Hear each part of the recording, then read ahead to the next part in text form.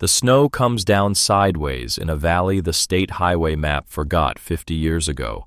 A single dirt road threads through bare hardwood.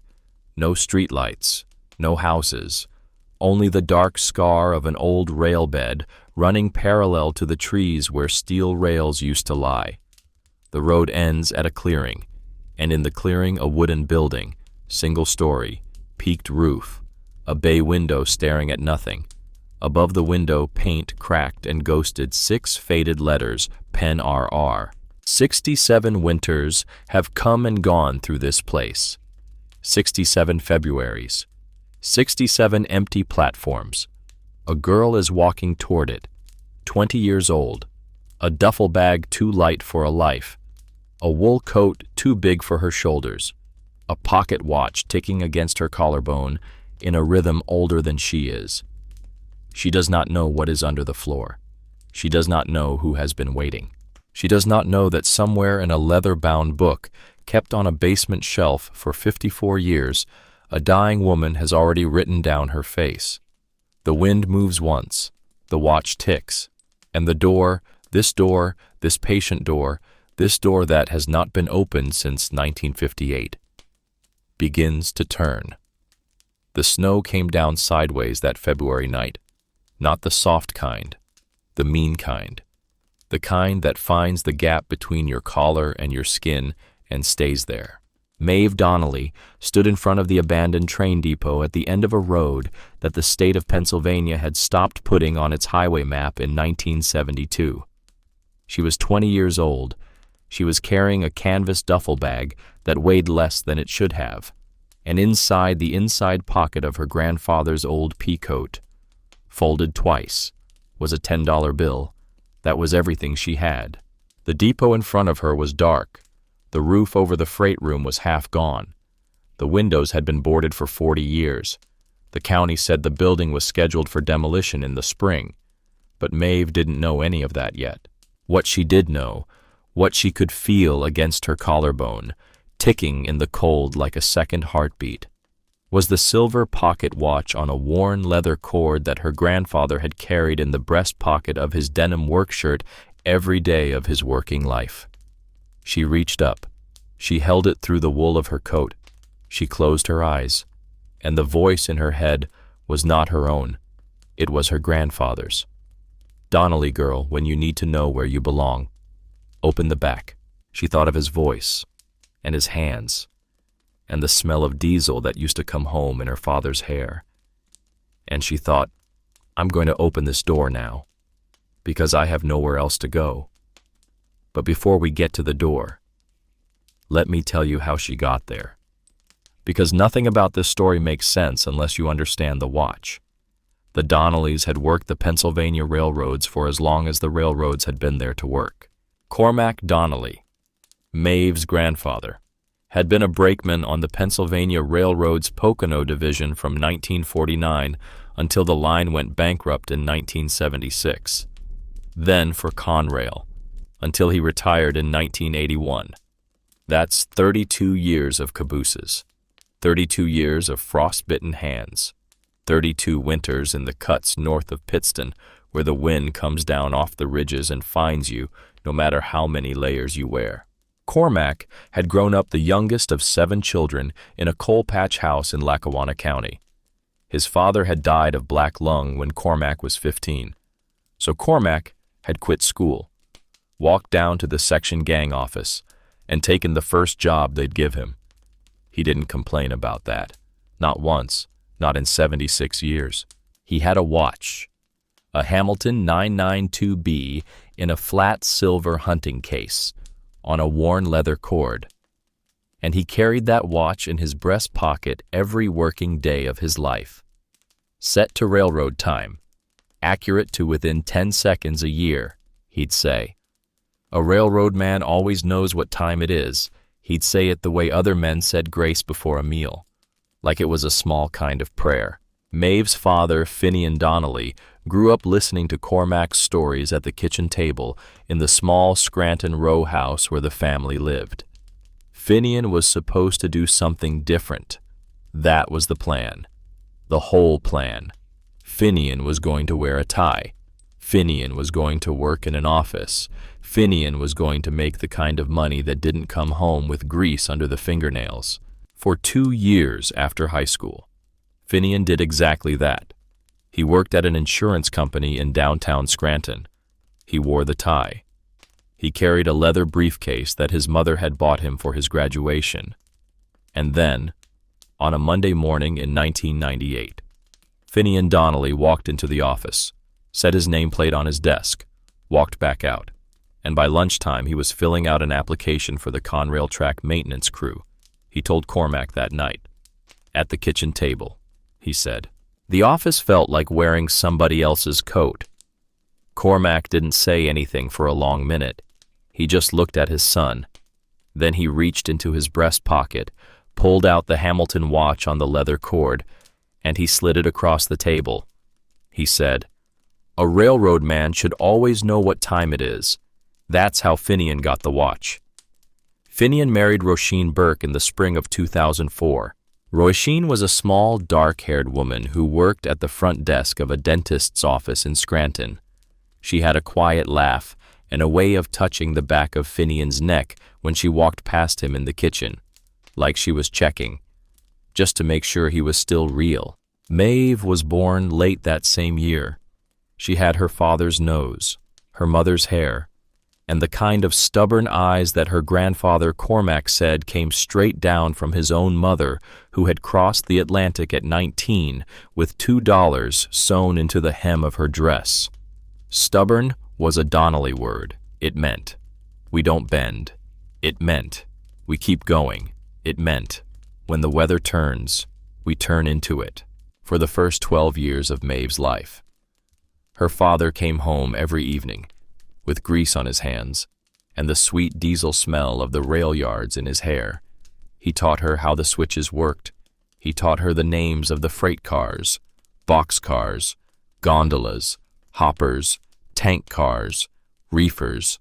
He taught her how to read a schedule. He taught her this.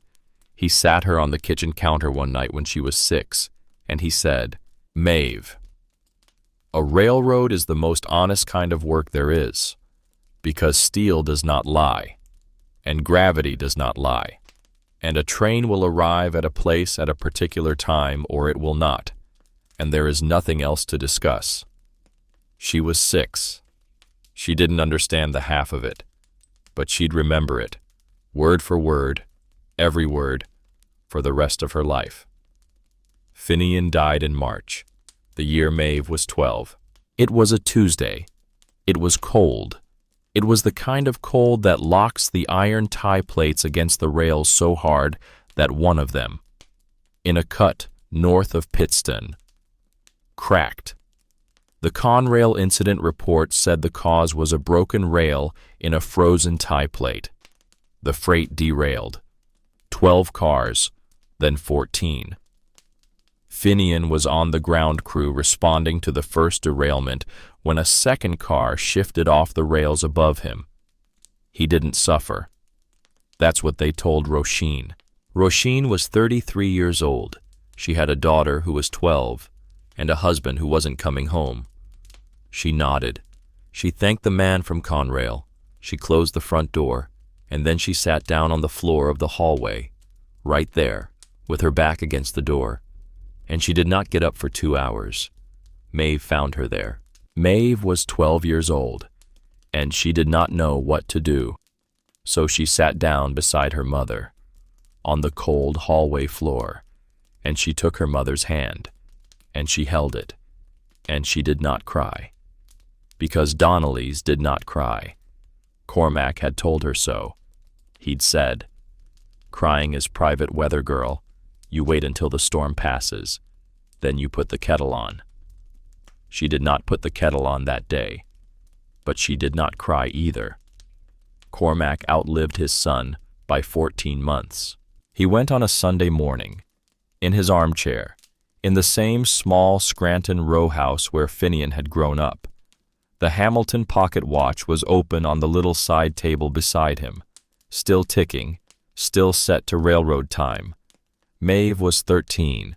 She was the only family left to inherit the watch. She sat in his chair after the funeral, She held the watch in both hands like it was a living thing, like it might fly away if she didn't hold it gently. And then she did something she had not planned to do. She turned it over. She found the small notch on the back of the hunting case, the notch you press with your thumbnail, and the back cover opened, and inside, engraved in letters so small she had to hold it up to the lamp to read them, were these SWSBJ 1953? She did not know what they meant. She turned the watch over and over in her hands. She traced the engraving with her fingernail. SW, somebody's initials, SBJ, a place maybe, 1953, the year her grandfather was 24. She thought, he didn't tell me everything. She thought, there was something he didn't tell me. And then she closed the back cover, and she put the watch on the leather cord around her neck, and she wore it. From that day forward, every day, through high school, through every shift at the diner she would later work, through the night she would walk 11 blocks in the snow, through every cold thing that was coming.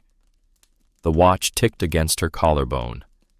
It would tick for 7 more years before it told her what it knew.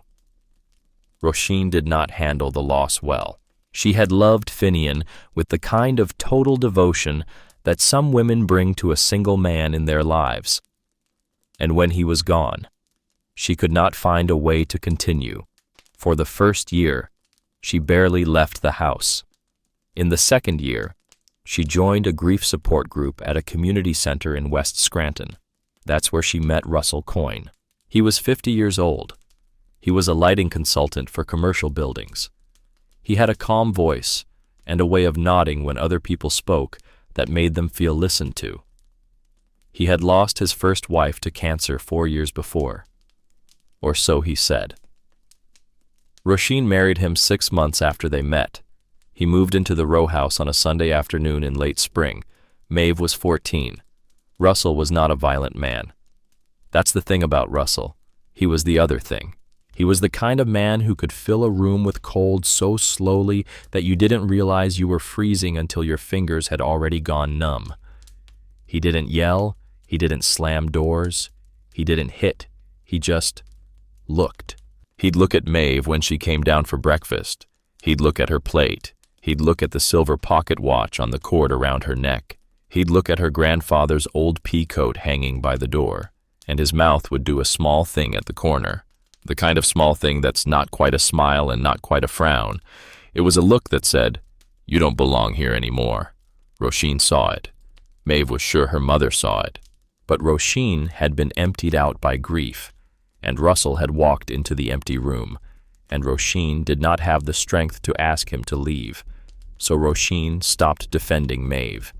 She stopped at first by accident, then by habit, then by something that wasn't quite choice but wasn't quite not choice either.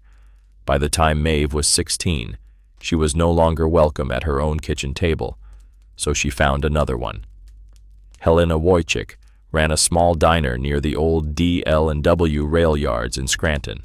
Helena was 62. She was a wide-shouldered woman with iron gray hair pinned back in a knot and the kind of forearms that come from 40 years of carrying plates. Her father had been Polish. Her mother had been Pennsylvania Dutch. Her English was perfect. Her coffee was better. She had been widowed twice, once by a steelworker, once by a yard switchman. She ran the diner the way she had run both marriages, with strong coffee, few wasted words, and an unspoken understanding that the people who came through her door were carrying things they did not always want to talk about. She hired Maeve on a Tuesday afternoon for the busser shift. She did not ask a single personal question for 6 months. When she finally did, Maeve was ready. The answering took most of an evening, and a whole pot of coffee, and the kind of patient listening that is harder to find in this world than gold. Helena knew Cormac's name when Maeve mentioned him. She had served Cormac eggs at the counter every Saturday morning for 19 years, before he retired. She knew Finian, too. She had brought a casserole to the wake when she put these pieces together. She looked at Maeve across the formica table in the back booth, and she said this, "Then this booth is yours, Donnelly girl, whenever you need it. You hear me?" Maeve heard her. She did not know yet how much she would need it. She finished high school living mostly out of her duffel bag. Some nights at the row house when Russell was working late. Some nights on the back bench in the diner kitchen after Helena had locked up. Some nights at a friend's apartment when the friend's parents weren't paying attention. She graduated in June. She turned 18 the same week. She got a second job at a diner on Wyoming Avenue. She tried to save. She made a list in a small notebook. The list said, rent, deposit, first month, last month, bus to somewhere, coat that fits. The list never quite got finished, because every time she saved $60, Russell would somehow know, and the dryer would break, or the heating bill would be late, or Roisin would need help with the rent on a place that wasn't hers. The money would disappear. The pocket watch ticked against her collarbone. She'd touch it through her sweater. She'd think, stubborn. She'd think, Donnellys don't bend. But she was bending. She just didn't know it yet. February, the week of her 20th birthday. She worked a closing shift at the diner on Wyoming Avenue. She got off at 11. She walked home in the cold. The walk was 27 minutes when the sidewalks were clear. That night, the sidewalks weren't clear, so it took 35. She came up the steps of the row house at midnight. Her ears were burning. Her fingers were numb in her grandfather's pea coat. And then she saw the box. It was a cardboard box, set on the front porch, centered carefully, like a gift, like something that had been arranged with thought. Inside the box were her clothes, and her textbooks, and the framed photograph of her father in his Conrail jacket, the one she kept on the shelf above her bed.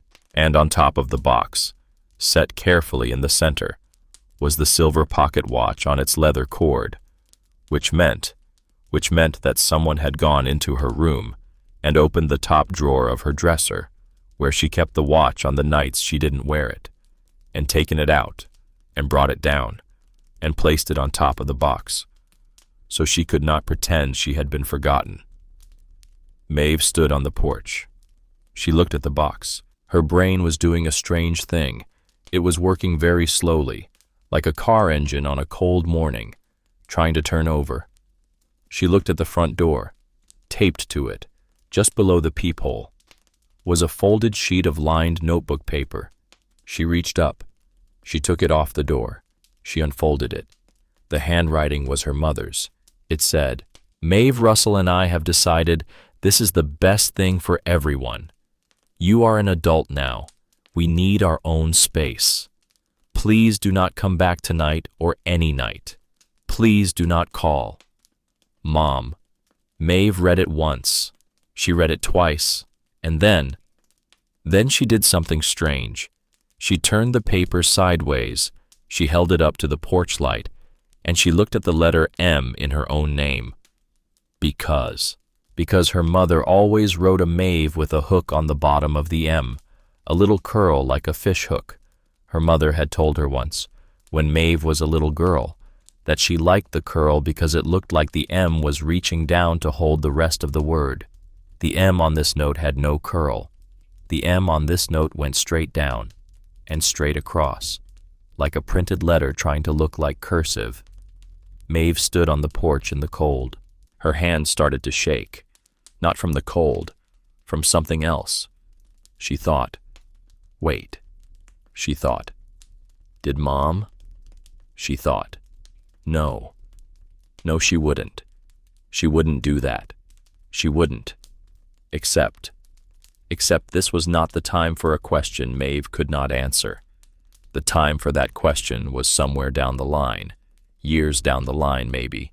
The time right now was the time to find a place to sleep. She tried the front door, locked. She tried the back door, locked. She walked around the side of the house, to the basement door from the alley, the one Russell had never bothered to deadbolt, because the lock was old and the key was somewhere lost. Locked, new deadbolt. shiny brass. He had done this on purpose. She stood in the alley behind her own house. The snow had picked up. She could feel it on the back of her neck where her hair fell away from her collar. And she did not cry, because crying was private weather, and the storm wasn't done yet. She picked up the box. She hung the silver pocket watch back around her neck on its leather cord. She tucked it under her sweater where it touched her skin, and she walked. 11 blocks to Helena's diner. She did not look back at the row house. She did not look back at the front porch where she had played as a little girl. She did not look back because if she looked back, she might stop, and she could not afford to stop. The watch ticked against her collarbone. It ticked, and ticked, and ticked. And somewhere, hundreds of miles away, in an Allegheny Valley with no name on the state highway map, a small wooden building with a peaked roof and a faded green sign waited. But Maeve didn't know that yet. Helena was wiping down the counter when Maeve walked in. She was 62 years old. She had been on her feet since 5 in the morning, and she took one look at Maeve's face, and she walked over to the front door, and she turned the open sign to closed, and she locked the door. She didn't ask any questions. She pointed to the back booth. She walked behind the counter. She poured a mug of coffee. She made a plate of eggs and home fries. She set them down in front of Maeve. She said, "Eat." Maeve ate. When the plate was empty, Helena sat down across from her. Helena folded her hands on the formica table. She asked one question. "Tell me." Maeve told her. When she was done, Helena did not say anything for a long minute. She just looked at Maeve. Her eyes did not move. Then she got up. She walked to the back of the diner. She unlocked a door beside the storage room. She turned and looked at Maeve. She said, "Upstairs. Second door on the left. There's a bed. Sheets in the closet. Bathroom across the hall. You stay as long as you need." Maeve started to say something. Helena held up her hand. She said, "No, don't say it. Don't even think it. You are a Donnelly. Your grandfather ate eggs at my counter for 19 years. He was a good man. Your father was a better one. You will not pay me rent. You will work the morning shift Tuesday through Saturday. That is the rent." Helena's voice was steady. She said, "Now go upstairs." Maeve went upstairs. She lay down on a bed that smelled faintly of cedar and lavender soap. She put her hand on the silver pocket watch on its cord. She held it tight. She did not cry. She did not cry because the storm was not done. She did not cry because somewhere, in a part of her chest she could not yet name, something was beginning. Not hope, not yet. Something quieter. Something that ticked. She lived above Helena's diner for 2 months. Helena refused to let her pay rent. She said the rent was Maeve working the morning shift Tuesday through Saturday, which Maeve would have done for free anyway. Helena fed her 3 meals a day.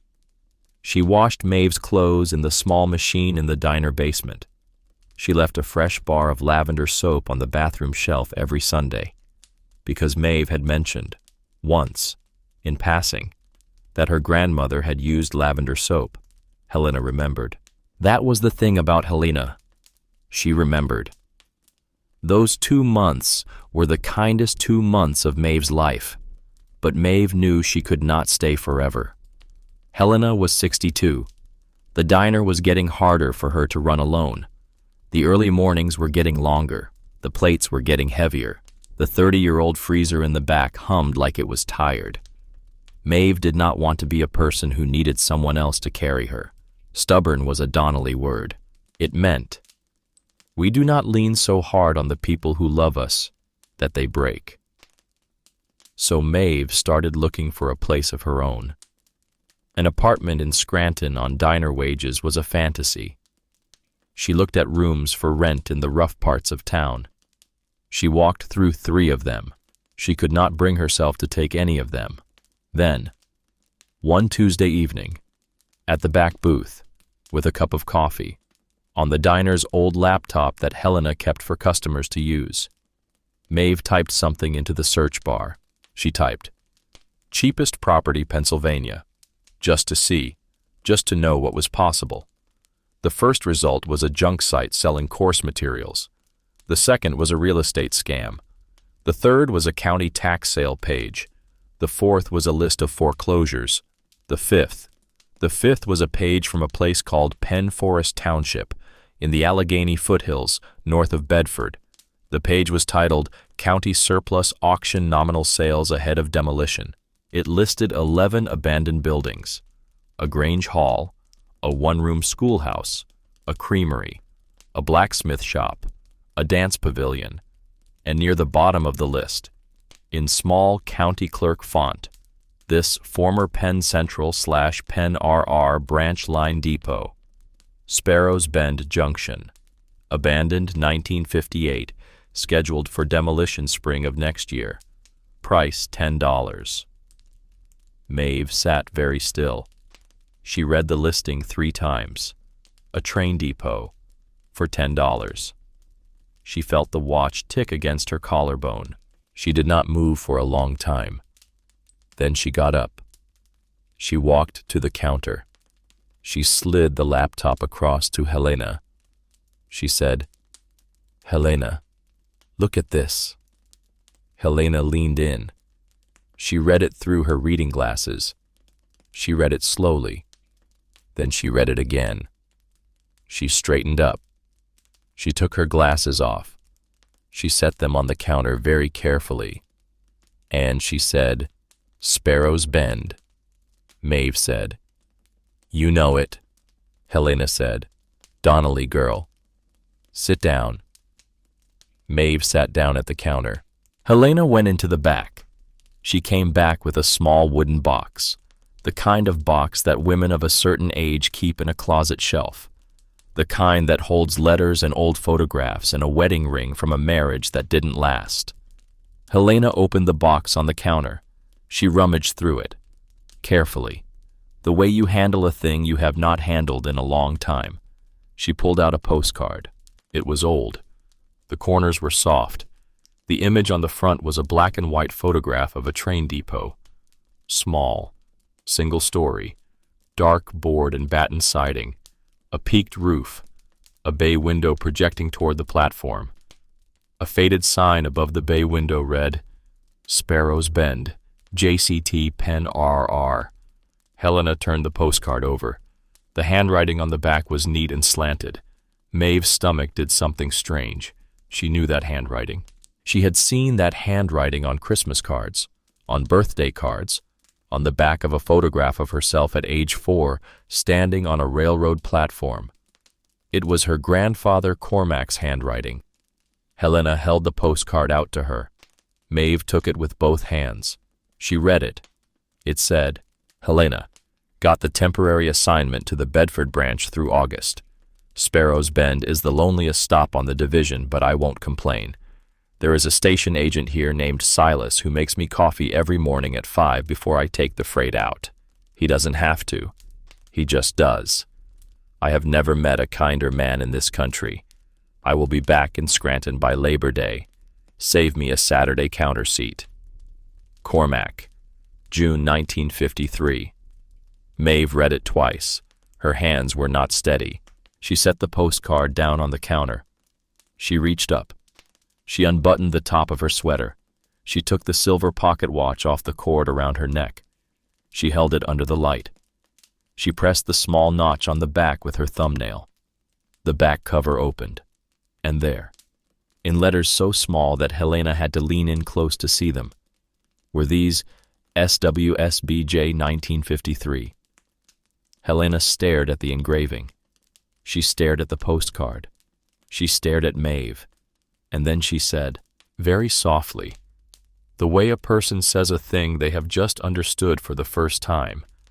She said, "Silas, SBJ is Sparrows Bend Junction, 1953. Maeve's voice was barely there. She said, "Helena, who was Silas?" Helena shook her head slowly. She said, I don't know Donnelly, girl. Your grandfather mentioned him a few times over the years. He'd come into the diner some Saturday morning, and he'd be in a particular kind of mood. And he'd say something like, I miss the coffee at Sparrow's Bend.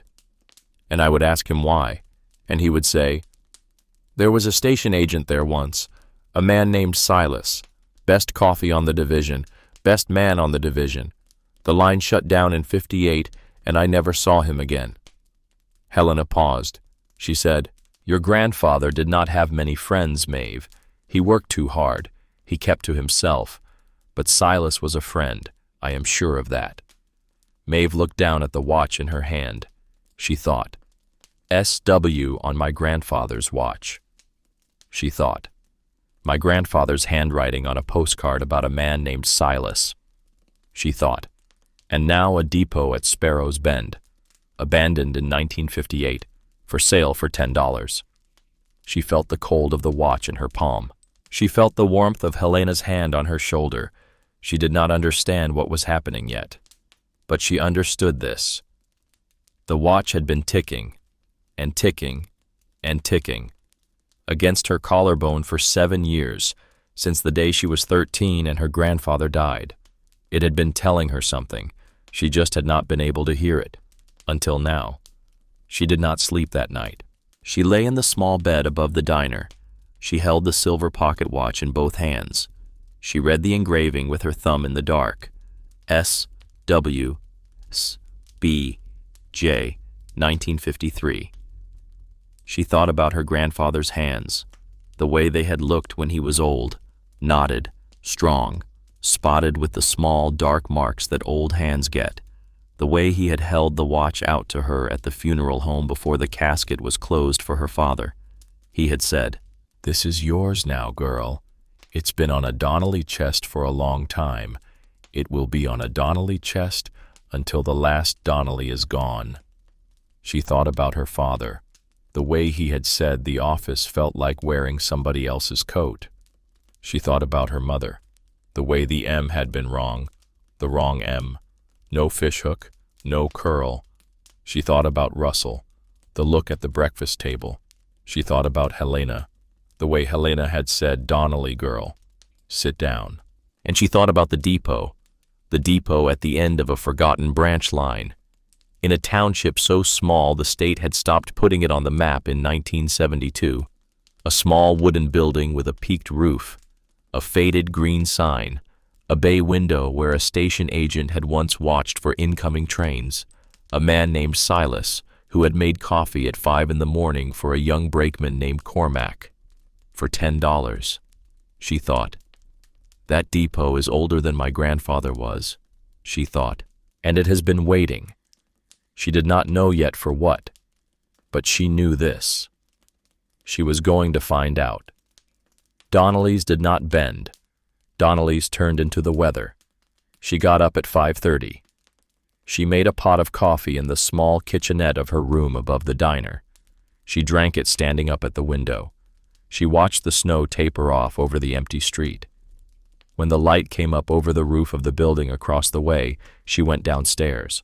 Helena was at the counter, apron tied, coffee already brewing.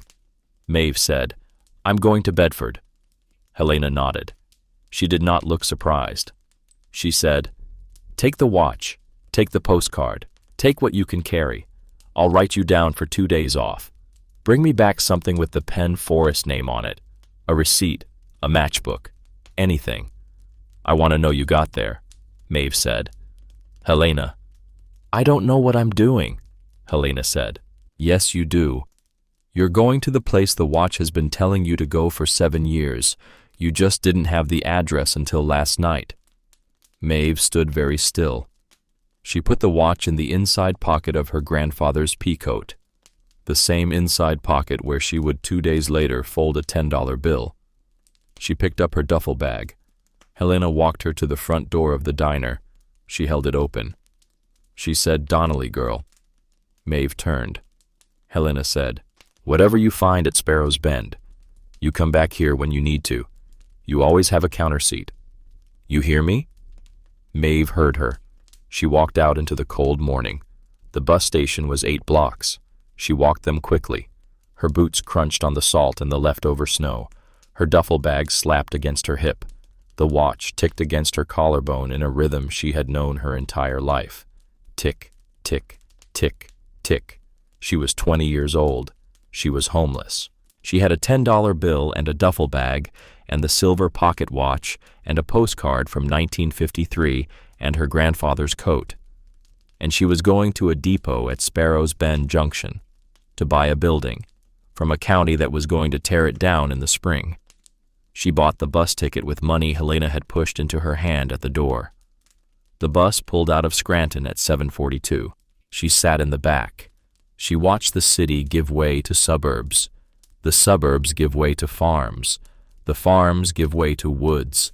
She watched the Pennsylvania ridges roll past, hardwood bare and gray in February. She put her hand on her chest. She felt the watch through the coat. She thought, I don't know what's at the end of this line, she thought, but somebody is waiting. And somewhere down the rails her grandfather had ridden for 32 years, in an Allegheny valley where the only sound at midnight was the river. A small wooden building with a peaked roof and a sealed compartment beneath the floor of the old ticket booth had been waiting for 67 years. It was patient. Stations were always patient. It would wait 2 more days. The bus from Scranton to Bedford took most of a day. 2 transfers, 3 station benches, 4 cups of vending machine coffee that tasted like dust and warm water. By the time Maeve stepped off the final bus at a crossroads in the Allegheny foothills, the sun was sitting low, orange behind the bare ridges, already starting to slide. She was 4 miles from the township office. There was no taxi, there was no Uber, there was no anything. Just a county road, 2 lanes, no shoulder, bare hardwood on both sides, the kind of silence that has weight to it, that presses on your ears. She started walking. The duffel bag was light. The pea coat was heavy. The watch ticked against her collarbone in the cold like a small, steady drum. She walked.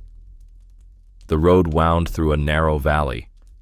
The air smelled like wet leaves and wood smoke and something else. Something she could not name.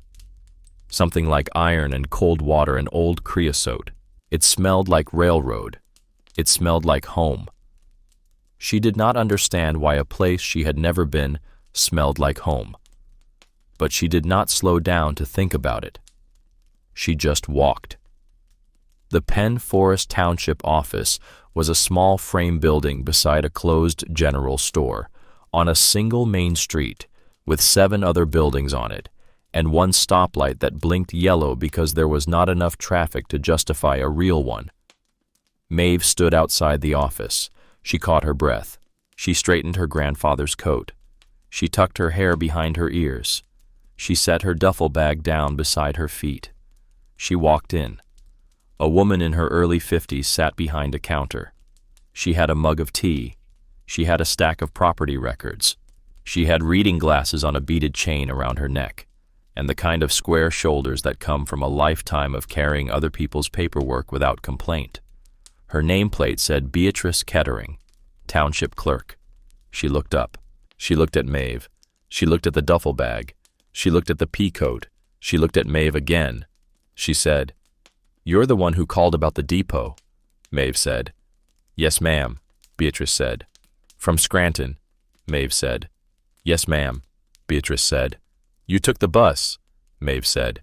"Yes, ma'am," Beatrice said. "And then you walked," Maeve said. "Yes, ma'am." Beatrice took her glasses off. She set them on the counter. She studied Maeve for a long moment. And then she did something Maeve did not expect. She walked around the counter. She went to a small electric kettle on a side table. She filled a mug from a tin on a shelf. She poured hot water over a tea bag. She added a spoonful of honey from a jar. She brought the mug back. She set it in front of Maeve. She said, "Drink, then we'll talk." Maeve drank. Her hands were shaking by the time the mug was empty. Not from the cold, from the fact that her hands had forgotten what it felt like to be warm. Beatrice waited. When the mug was empty, Beatrice pulled a deed book from a shelf behind her. She turned to a page. The page was marked with a small red ribbon, like someone had been holding it, waiting. She said, "You know it's been closed since 1958, Maeve said. "Yes, ma'am," Beatrice said. The track was pulled up in '61. The county had it on a demolition list since 1989. We just kept pushing it down. Nobody wanted to be the one to sign the order. Maeve said. "Why?" Beatrice said. "Because some buildings have weight, child. Even when they're empty, even when they're falling apart. Some buildings are still holding something, and nobody around here wanted to be the one to tear it down." She paused. She said, "The demolition order is signed now, March 15th, spring weather," she said. "Unless somebody takes it," Maeve said. "I have $10.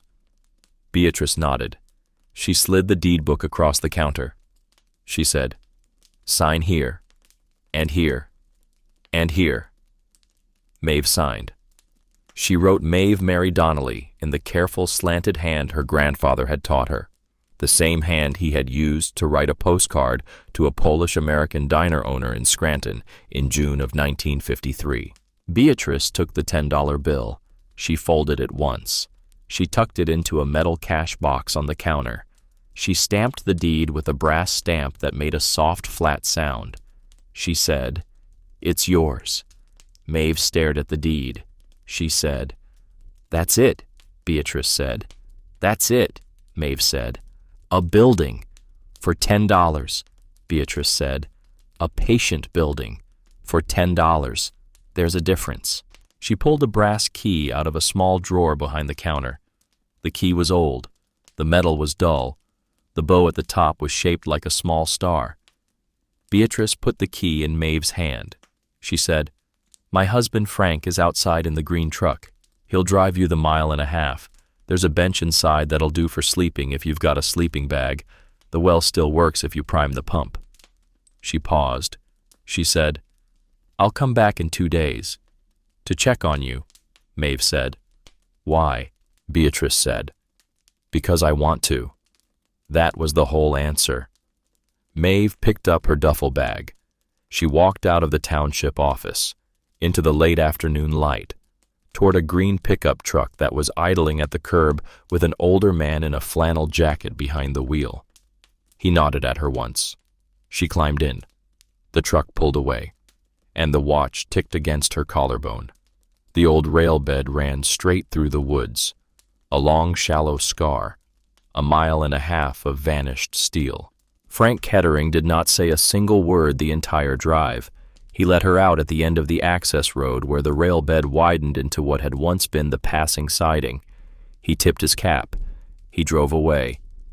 And Maeve was alone in a clearing with a building. It stood at the far end of the clearing, single story. Dark red board and batten siding faded to the color of dried clay. A wide overhanging eave running the length of the platform side. A peaked shingle roof. A small bay window projecting toward where the tracks had once been. A tall brick chimney rising from the back wall, above the bay window, painted in faded white letters on a dark green board. The sign, Sparrow's Bend, JCT, Pen, RR. She stood and looked at it for a long time. She thought, "This is the building on the postcard," she thought. "My grandfather stood on this platform," she thought. 72 years ago, in the summer, he stood right here, and a man named Silas brought him a cup of coffee. The platform was still there, weathered boards, greened with moss. The boards sagged in places, but they held. She walked up onto the platform. She walked to the waiting room door. The brass key in her pocket felt warm. She put it in the lock. She turned it. The lock clicked. The door opened. The waiting room. A single long room. Slate floor scuffed soft by 60 years of feet. Dark wainscoting on the walls. A wooden bench along one wall. A black pot-bellied stove in the corner. The flue blackened with the smoke of 10,000 cold mornings. The air inside was colder than the air outside. It smelled like cinder and paper and the faint sweet smell of pine boards. It smelled like time. She walked the length of the room slowly. Her boots tapped on the slate. The sound was small in the big quiet of the place. She put her hand on the cold iron of the pot-bellied stove. She put her hand on the wooden bench, and at the far end of the room, in the wall beneath the bay window, she saw it. The closed wooden door of the ticket booth. She walked toward it. She put her hand on the brass knob. She turned. The booth was 6 feet square. A high wooden agent's desk, facing the bay window, a tall wooden stool, a row of pigeonholes built into the wall above the desk, for waybills and receipts. A small iron safe with a combination dial sat on the floor in the corner. A chalkboard mounted on the wall, the last entry on the chalkboard, still ghosted in faint white chalk. After 67 years, 6:42 p.m. eastbound, final. Maeve stood in the doorway. Her throat was tight. She walked to the desk. She put her hand on the wood. The desk was worn smooth by elbows, by hands, by the 10,000 small movements of a man who had sat at this desk every working day from 1932 to 1958. She sat down on the stool. She looked out through the bay window. The light was going. The empty railbed stretched away into the trees. She thought. Silas sat here, she thought, and before me, and before my grandfather, and before any of this, she thought. He sat here and waited for trains. Then, she slid off the stool, because something had caught her eye.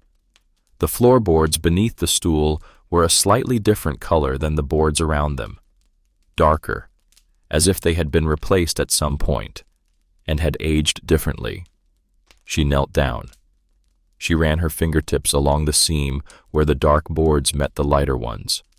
She felt a gap, a deliberate gap, smooth cut, the kind that does not happen by accident. Her heart was doing something strange. It was beating very slowly. She got up. She walked back out to the freight room. She found a piece of flat iron in the corner, something that might once have been part of a switch lever. She came back to the booth. She knelt down. She used the iron to pry up the edge of the dark boards. They came up together, in a single small section, maybe 18 inches square, hinged on a pair of leather hinges that had hardened with age, but had not broken. She set the boards aside. She looked down. Underneath was a small wooden compartment fitted into the floor joists. Inside the compartment, lying on a folded piece of old oilcloth, a tin lock box, a sealed envelope, a small folded American flag, a second sealed envelope, smaller, pushed against the side, almost hidden. Maeve sat back on her heels. She did not move. She breathed. She breathed in. She breathed out. She thought. Don't touch it yet, she thought. This is somebody's life under this floor, she thought. Be careful. She lifted out the flag first. It was small, a 48-star flag, which meant it was folded before 1959, before Alaska, before Hawaii. The triangular military fold was tight. The corners were sharp. Someone had folded this flag with great care a long time ago.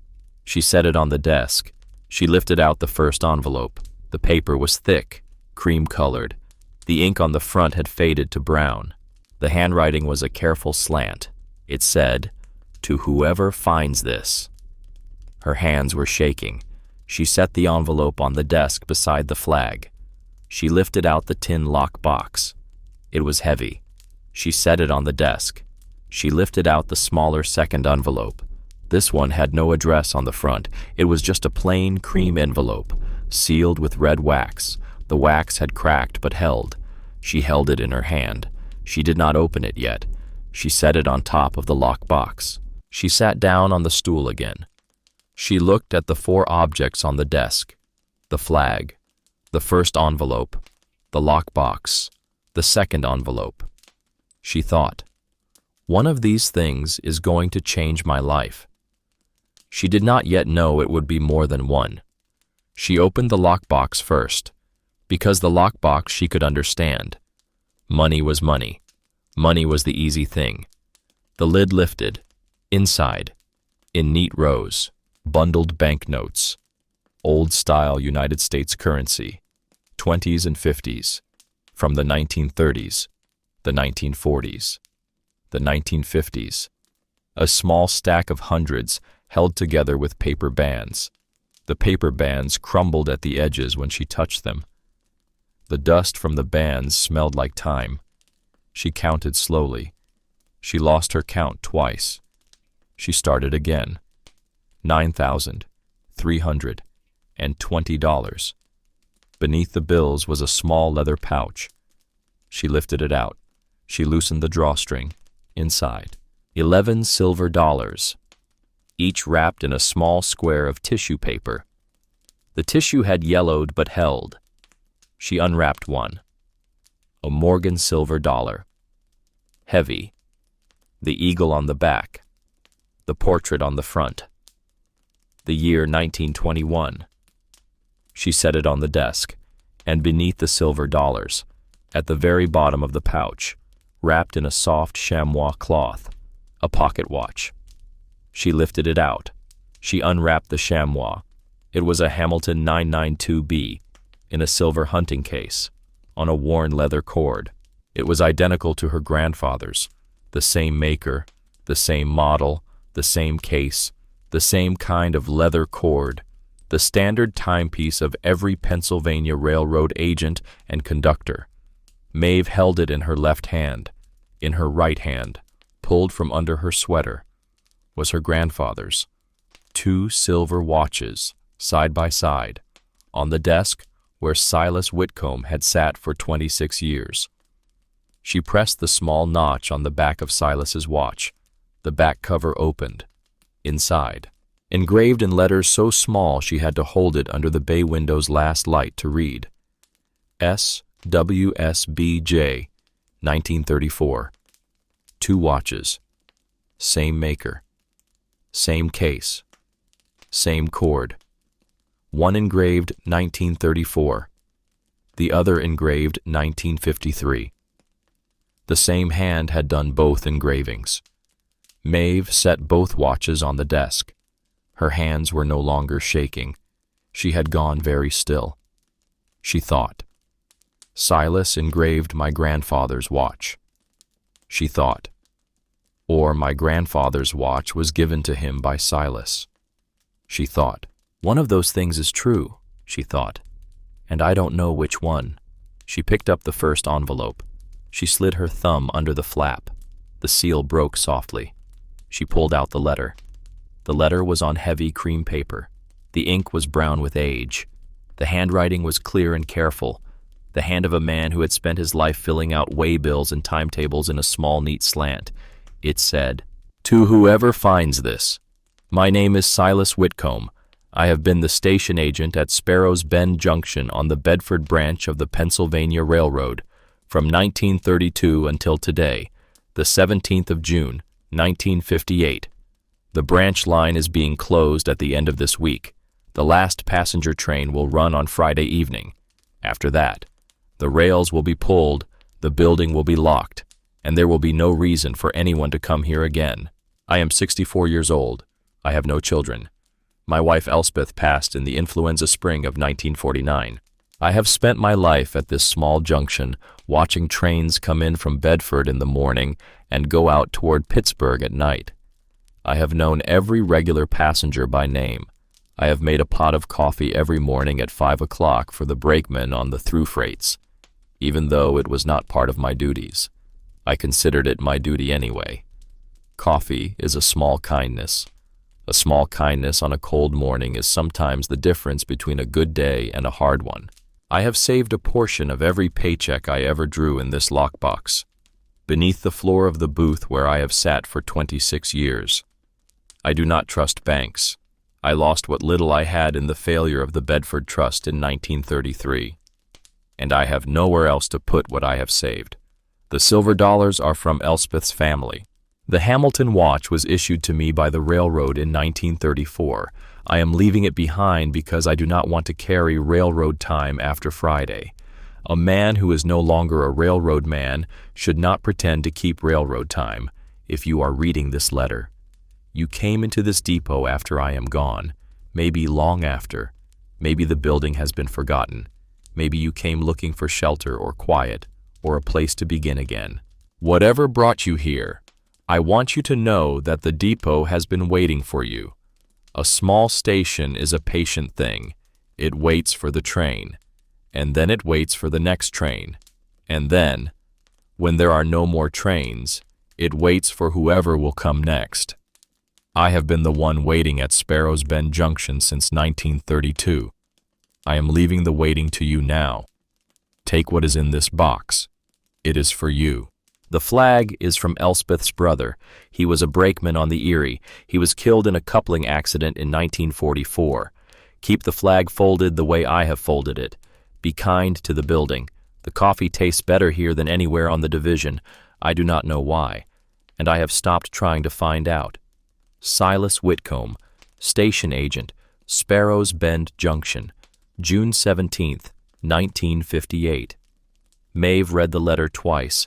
Then she folded it carefully along its old creases. She placed it back in its envelope. She sat very still on the floor of the ticket booth, with the bank notes and the silver dollars and the Hamilton pocket watch in her lap, and the small folded flag beside her. She did not cry. She was a Donnelly. Donnellys did not cry.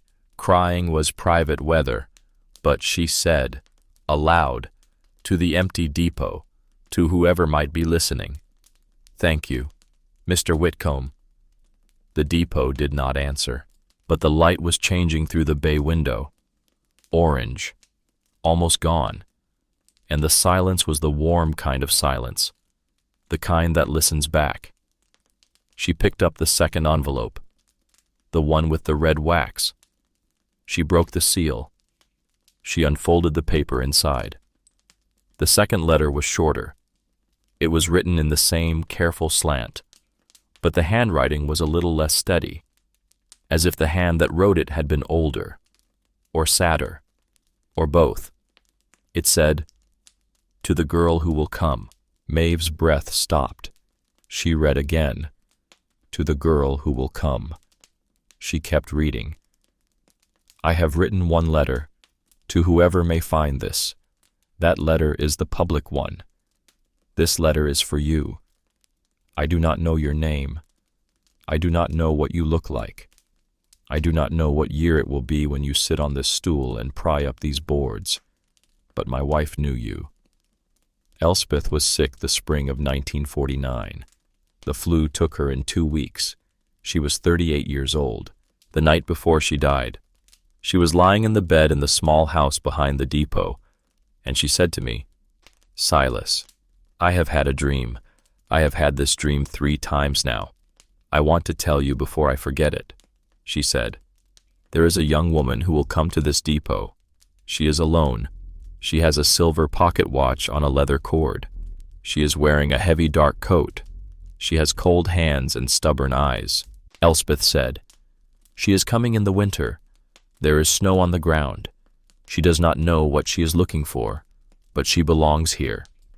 Silas, you must leave her everything, everything we have, everything we ever had, because she will need it, and nobody else will need it after us." I asked Elspeth, When does she come?" Elspeth said, "I cannot tell. I only know that she is coming, and the building knows. I have spent the last 9 years waiting for that young woman, and tomorrow, Friday, the line shuts down, and I will lock the door for the last time, and I will not be able to wait any more. So I am leaving the waiting to the building. The building knows how to wait, better than I do, if you are reading this." Then Elspeth was right, as she was right about everything. Please understand. You did not stumble in here. You were not lost. You did not buy this place by accident. You were brought. By what? I do not know. By a dream. By a watch? By a kindness someone did for someone else many years ago? I do not know. I have stopped trying to know. Use what we have left you. Be kind to the building. Be kind to yourself. Be kind to whoever comes next. Elspeth said one more thing the night before she died. She said, Silas, when you see her, you will know her, because she will have the eyes of someone we already love. I do not know what that means, but you will. S.W. Maeve put the letter down on the desk. She put her hands over her face, and for the first time since her father died, 8 years ago, she cried. She cried like a person who had been carrying weather inside her for a long time, and had finally found a place to set it down. She cried on the floor of a ticket booth in a depot that had been waiting for her. The sun went down outside. The bay window went dark. The 2 silver watches ticked together on the desk. And the depot, the patient depot, listened. She did not sleep that night. She built a small fire in the pot-bellied stove with kindling she found in a box behind the freight room. She unrolled a sleeping bag she had carried in her duffel. She lay down on the wooden bench in the waiting room. The 2 watches sat on the bench beside her, synchronized, ticking. She watched the firelight on the slate floor. She thought, Elspeth dreamed me. She thought, a woman I never met, who died years before I was born, dreamed me, she thought. That cannot be true, she thought, and yet here I am. She thought, a young woman, alone, silver pocket watch, heavy dark coat, snow on the ground, cold hands, stubborn eyes. She looked at her hands in the firelight. They were cold. She thought, stubborn eyes. She thought, my grandfather's eyes. She thought. She said, you will know her because she will have the eyes of someone we already love. She put her face down against the wool of her sleeping bag. She did not cry again. She had already cried. She slept finally, with both watches ticking beside her ear. In her dream, she was on a platform. The sun was high. It was summer. A train was coming. She could feel the rails humming. A young man in a Pennsylvania Railroad uniform stood beside her. He turned to her. He had her grandfather's face, but younger, 20-something. He smiled. He said, hello, girl. She woke at dawn. The fire was out. The watches were ticking. She was not alone. Beatrice came back 2 days later. As promised, she brought a thermos of coffee, a loaf of bread, a small bag of apples, and a folder. The folder had property records, tax history, utility paperwork, everything Maeve would need. Beatrice walked into the waiting room. She looked at the swept floor. She looked at the fire in the stove. She looked at the bench where Maeve had been sleeping. She looked at the 2 silver watches on the desk of the ticket booth. She did not ask about the watches. She set the thermos and the bread and the apples on the bench. She said, you stayed. Maeve said, I stayed. Beatrice said, good. She turned to leave. Then she turned back. She said, I want to introduce you to 2 people. They live nearby. They can help. Maeve said. Who? Beatrice said. Augustus Brennan. Everyone calls him Gus. He's 70.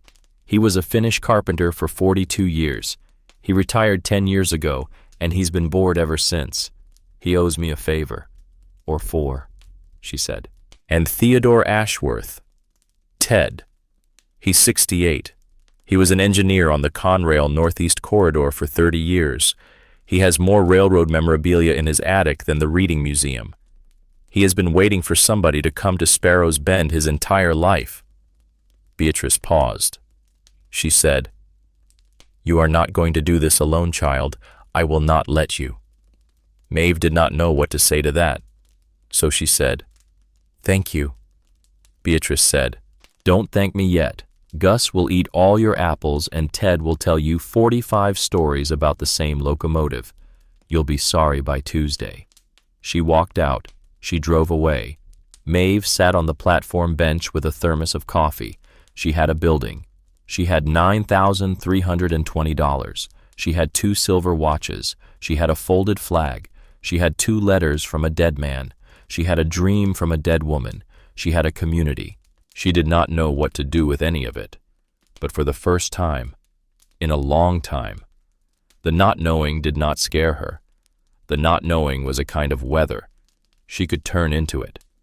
Gus Brennan was a wide-shouldered man with white hair and a face that looked permanently amused. He drove an old Ford pickup that rattled. He arrived at the depot 2 days after Beatrice, with a toolbox and a thermos of coffee and an expression that said, "Show me the worst of it." He walked the perimeter of the building. He stood under the collapsed corner of the freight room roof. He looked up. He scratched his chin. He said, "Yeah," Maeve said. "Yeah," Gus said. "Yeah. 2 weeks. New rafters. Resh shingle. We can patch the bay window in a day if you got the glass. Stove flue needs cleaning. Well pump needs a new gasket. You got a roof over your head by month's end if you don't mind blisters," Maeve said. "I have money. I can pay you," Gus said. "Did I ask for money?" Maeve said. "No," Gus said. "Then don't insult me." Ted Ashworth showed up the next morning. He came in a station wagon.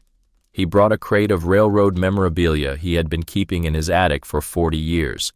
Old timetables, a brass conductor's lantern, a Pennsylvania Railroad porcelain mug with a slight chip on the rim, a section of original rail with the date 1928 stamped into the web. He set the crate on the platform. He said, "These belong here more than they belong with me." He looked at the depot. His eyes got soft. He said, "I used to ride past this place as a boy. My father was an engineer. He'd point this junction out every time." He said, "Teddy, that's where the kind man lives. Mr. Whitcomb makes coffee for the brakeman." He paused. He said, "I never met him. The line shut down when I was 10. But my father said, 'Teddy, if you ever meet a man like Silas Whitcomb, you hold on tight.'" He looked at Maeve. He said, "I never met a man like him. I'm too old now.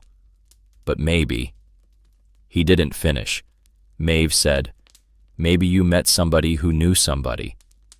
Ted smiled. He said, "Yes, maybe that." Helena Wojcik drove down in the second month. She came in her old sedan with a carload of things from the room above the diner, a few of Maeve's clothes, a box of books, the framed photograph of Finian Donnelly in his Conrail jacket that Maeve had not been able to look at since the funeral. Helena stayed 3 days. She slept on a folding cot in the freight room. She helped Maeve paint the inside of the ticket booth a soft cream color that made the small space feel twice as big. On the morning she left, Helena stood beside her car in the clearing. She looked at the depot. She looked at Maeve. She said, "Cormac would be proud." She said, "Your father would be proud." She said, "You are a Donnelly in the only way that matters." She drove back to Scranton. Maeve sat on the platform bench for a long time afterward, and she finally let herself cry, for the second time, about her father, about her mother, about a row house she would not see again, about a man named Silas Whitcomb she had never met. The watches ticked beside her. By April, the freight room roof was tight. By May, the bay window held new glass. By June, the pot-bellied stove was cleaned. The waiting room had a swept slate floor, a fresh coat of paint, a row of curtains Beatrice had sewn. Maeve made a small bedroom for herself in the freight room, an iron cot, a wool blanket, a small kerosene lamp. On the shelf above the cot, she set the framed photograph of her father, and the folded flag from Elspeth's brother, and her grandfather's silver pocket watch. The Hamilton 992B that had belonged to Silas she kept on the agent's desk in the ticket booth, wound, set to railroad time, the way Silas would have kept it. She started serving coffee. It was not a business at first. It was just a thing she did. The way Silas had done it for the brakemen on the through freights, even though it was not part of his duties. She kept a kettle hot on the pot-bellied stove. She kept a stack of mismatched mugs on the bay window shelf, and any walker who came down the old rail bed could come into the waiting room and have a cup. She did not charge. People left small things, a jar of honey, a loaf of bread, a handful of wildflowers, a folded $5 bill in a tin on the bench. The depot was alive again, for the first time in 67 years. And then, in late June, the man came. He drove a black SUV with Pittsburgh plates. He parked at the end of the access road. He walked down the platform in a charcoal suit. He carried a leather portfolio under one arm. He was about 55 years old. He had a careful haircut. He had a careful smile.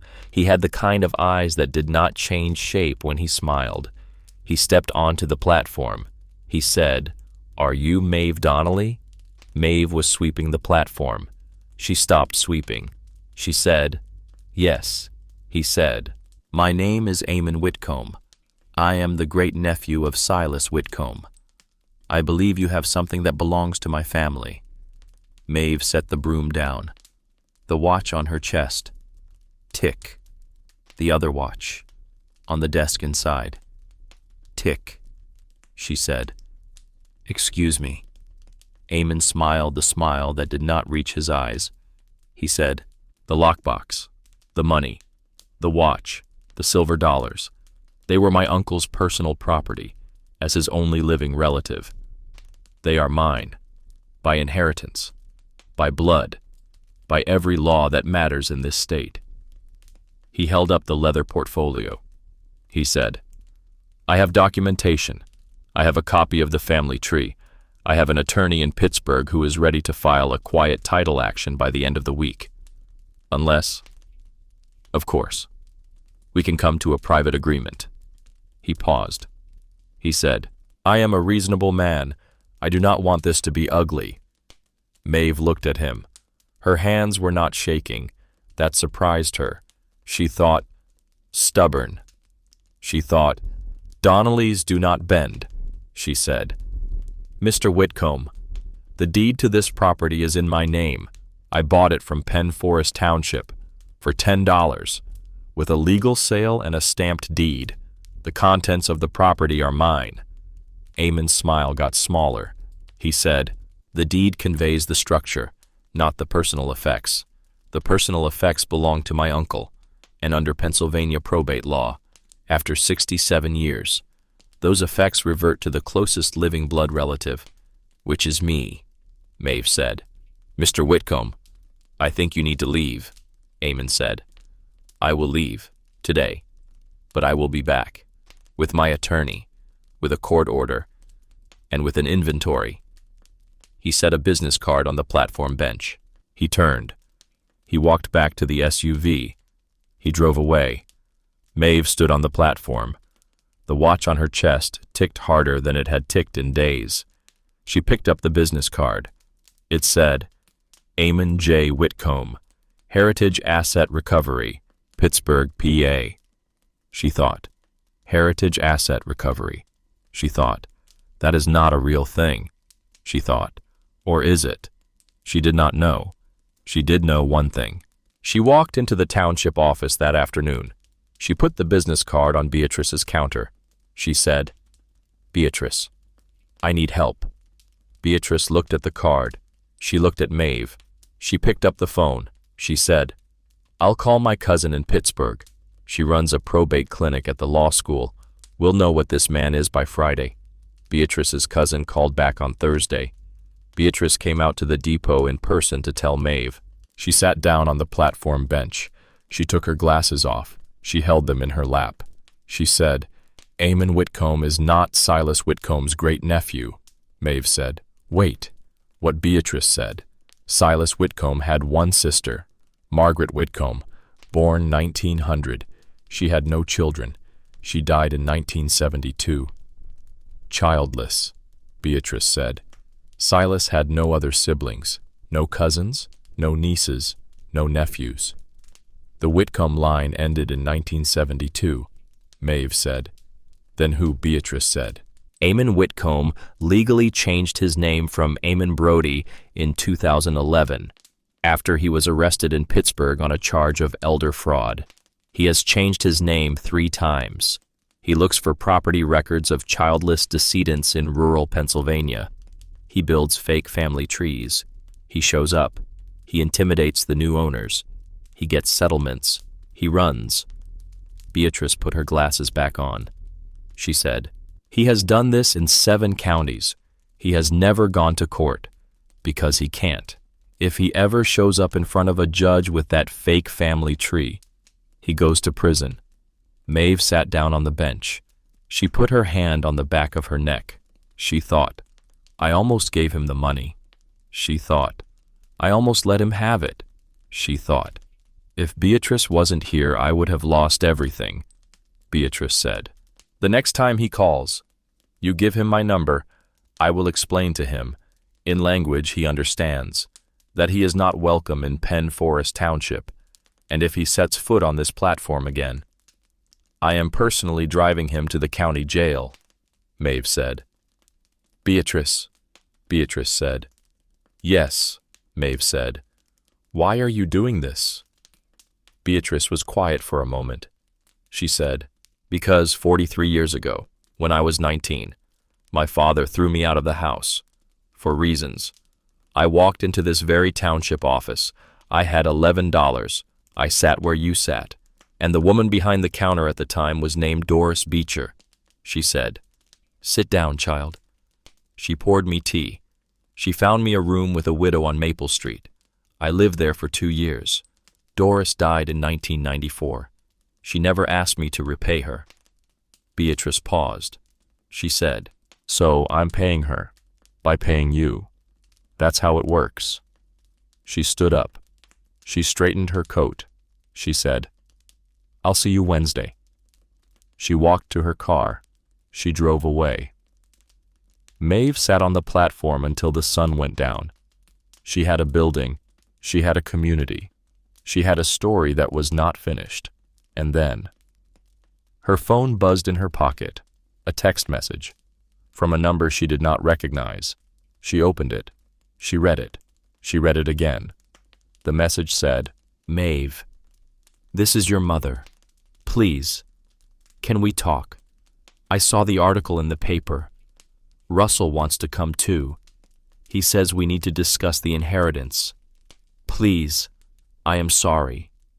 Maeve stared at the screen. She thought, "Article in the paper." She thought, "What article?" She thought, "Oh." She thought, "Oh no." A small story had run in the Bedford Gazette 2 weeks earlier. Young woman saves historic depot. Townspeople rally to help. It had been a kind story, a local feel-good story. She had not thought it would travel. She had not thought it would reach Scranton. She had not thought it would reach Russell. She read the text again. "Russell wants to come too." Her hands started to shake. Not from cold, from something else. She thought, "He is coming." She thought, "Of course he is coming." She put the phone back in her pocket. She walked into the ticket booth. She picked up Silas's Hamilton watch from the agent's desk. She held it in her palm. She felt the small, steady tick. She thought, a young woman, alone. Silver pocket watch, cold hands, stubborn eyes. She thought, "I am still her." She thought, "And he can come." She thought, "But I am not bending." She closed her hand around the watch. The watch ticked, and ticked, and ticked. Outside, the light was going. Inside, a small fire burned in the pot-bellied stove. The depot listened. It had waited 67 years for this. It could wait a little longer. She did not answer the text that night. She did not answer it the next morning. She sat on the platform bench with a mug of coffee, and she watched the dawn come up over the eastern ridge. The sun was warm on her face. The birds were starting. A red-tailed hawk drifted on a thermal above the railbed. She thought, "If I answer, he comes," she thought. "If I don't answer, he still comes," she thought. "The only thing I get to choose is whether I see it coming." She picked up the phone. She typed, "Mom, you can come. Russell stays in the car. That is the only way." She hit send. The reply came back in less than a minute. "Thank you. Saturday, 11 a.m. I love you." Maeve set the phone down on the bench. She did not reply to the "I love you," because she did not yet know if she could say it back. And she would not say it just to be kind. She was a Donnelly. She did not bend. Beatrice came that afternoon. She brought a folder. She set the folder on the platform bench. She said, "Open it." Maeve opened it. Inside was a photocopy, yellow and faded, of an original document on heavy paper. The top of the document said, "Last Will and Testament of Silas Arthur Whitcomb, Penn Forest Township, Pennsylvania, June 17th, 1958. Maeve looked up. She said, "Where did you?" Beatrice said, "The vault. Basement of the courthouse in Bedford. My cousin's clinic helped me requisition it. It took 2 weeks." She paused. She said, "Read the third paragraph." Maeve read, "I, Silas, Arthur Whitcomb, being of sound mind and body, do hereby disinherit any and all members of the Whitcomb family by blood or marriage in perpetuity. My sister Margaret has her own. She does not need mine. I have no other relations. Any individual claiming inheritance through the Whitcomb name after my passing is to be regarded as making a false claim. The contents of my personal effects, hidden or otherwise, are to be considered the property of whoever discovers them in good faith on the premises of the Sparrows Bend Junction Depot by the act of discovery itself, with no further claim possible by any party." Maeve read it twice, then a third time. She looked up at Beatrice. She said, "He knew." Beatrice said, "He knew." Maeve said, "He knew somebody would try this." Beatrice said, "A man who hides money under a floor knows that other men will look for money under a floor. He wrote the will the same day he wrote the letter. He thought of everything." She closed the folder. She said, "Mr. Eamon Whitcomb got a phone call from a Pittsburgh attorney this morning. The attorney was not retained by him. The attorney was retained by me. The attorney explained the situation. The attorney sent a copy of this will, by certified mail, to Mr. Whitcomb's last known address." Beatrice took her glasses off. She polished them on her sleeve. She put them back on. She said, "Mr. Whitcomb will not be returning." Maeve sat down on the bench. She put her hand over her mouth. She was not crying. She was almost laughing. It came out as something in between, a small, wet sound, from a chest that had been holding fear for 2 weeks, and was now letting some of it go. She said, "Beatrice." Beatrice said, "Don't." Maeve said, "I'm going to anyway." Beatrice said, "Fine." Maeve stood up. She walked over. She hugged the township clerk of Penn Forest, the way a daughter hugs the woman who saved her from a thing she did not even know was about to drown her. Beatrice stood very still for a moment. Then she put her arms around Maeve. She patted Maeve's back 3 times, firmly, like a person who was not used to hugs, but who had decided to be good at this one. She said, all right, let go now." She let go. She walked back to her car. She drove away. The first twist was untwisting. 2 more were coming. Saturday came, 11 o'clock. Maeve sat on the platform bench. She wore her grandfather's peacoat. The watch was around her neck. The Hamilton was on the agent's desk inside, set to railroad time. She had not slept well. She had rehearsed 3 different versions of this conversation in her head. All 3 of them were wrong. She had stopped rehearsing. She thought, "I am 20 years old," she thought. She is my mother, she thought. That is the whole inventory. The car pulled in at 5 minutes past 11. It was a small gray sedan she did not recognize. The driver's door opened. Roisin Burke got out. She was alone. She had not brought Russell. She had not even brought his car. She walked across the gravel slowly, like a woman who had not quite decided whether her legs were going to hold. She stopped at the bottom of the platform steps. She looked up at Maeve. She was 45 years old. She looked 60. Her hair was still dark, but it was shot through with gray. Her cheeks had hollowed. Her eyes had the look of someone who had not slept well for a long time. She said, "Maeve." Maeve said, "Mom." That was all either of them could manage for a long minute. Roisin came up the steps. She did not try to hug Maeve. She sat down on the bench. She kept a careful distance. Like a person sitting next to a bird, she did not want to startle. Maeve sat too, she said. "Where is Russell?" Roisin said. "He doesn't know I'm here." Maeve looked at her. Roisin said, "I took the bus. I told him I was going to my sister's in Allentown.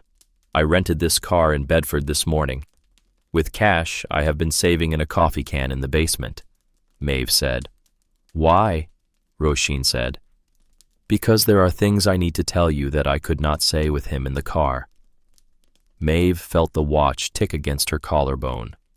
She thought, "Here it comes." Roisin took a long breath. She said, "I did not write the note." Maeve went very still. She said, "The note." Roisin said, "The note on the door. That night, in February. The one that said Russell and I had decided. The one with my name on it." Roisin's hands were folded in her lap. She was looking at them. She said, "I did not write it." Maeve could not get a breath in. She said, "Then," Roisin said, "he wrote it." She said, "He had been practicing my handwriting for 2 months. I found a notebook in his briefcase one night. There were pages and pages of him copying my signature, of him copying my Christmas card letters, of him copying the way I write your name," Roisin said. "He never got the M right. He could never figure out the M." Maeve put her hands over her face. Because she had known. She had known the night she read the note. She had stood on the porch in the cold, and she had looked at the M, and she had known something was wrong with it, and she had not let herself believe it, because if she had let herself believe it, she would have had to do something, and she did not have the strength that night to do anything except walk 11 blocks to Helena's diner, Roisin said. He had been planning it for weeks. "I came home that night from the late shift at the office.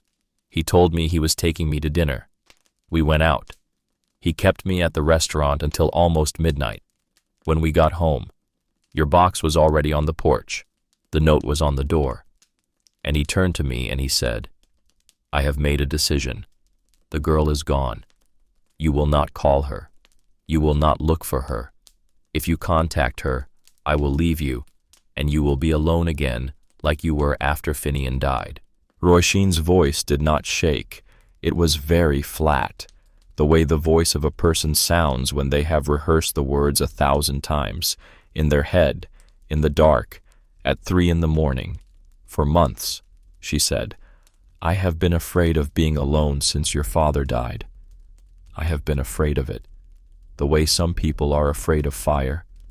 I lost him, and the fear of losing anything else after him was a fear I could not look at. So I stopped looking. At everything," she said. "Including you," she said. "I knew you were at Helena's. I drove past the diner twice in March, once in April. I sat in the parking lot. I looked at the upstairs window. I did not go in, because if I went in, Russell would have known, and I would have had to choose," she said. "I did not choose. Maeve, that was the thing. I did not choose. I let him choose for me." Roisin finally looked at her daughter.